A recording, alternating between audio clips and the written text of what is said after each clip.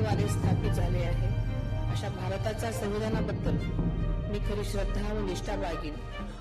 मी भारताची सार्वभौमता।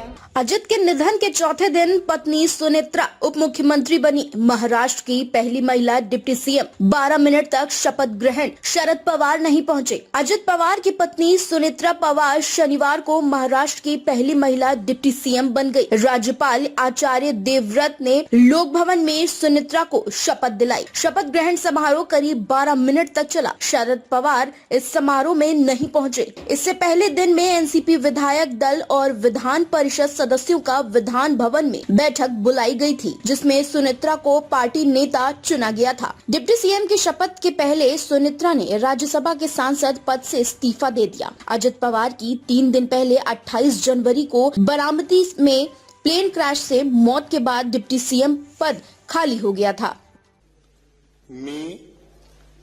मी सुनेत्रा अजित पवार गांभीर्यपूर्वक प्रतिज्ञा करते की कायद्याद्वारे स्थापित झाले आहे अशा भारताच्या संविधानाबद्दल मी खरी श्रद्धा व निष्ठा बाळगीन। मी भारताची सार्वभौमता व एकात्मता उन्नत राखीन। मी महाराष्ट्र राज्याची उपमुख्यमंत्री म्हणून माझी कामे निष्ठापूर्वक व ससद विवेक बुद्धीने पार पाडेन आणि संविधान व कायदा यानुसार सर्व तऱ्हेच्या लोकांना मी गांभीर्यपणे व निपक्षपातीपणे तसेच कोणाच्याही विषयी ममत्वभाव किंवा आकस न बाळगता न्याय वागणूक देईन।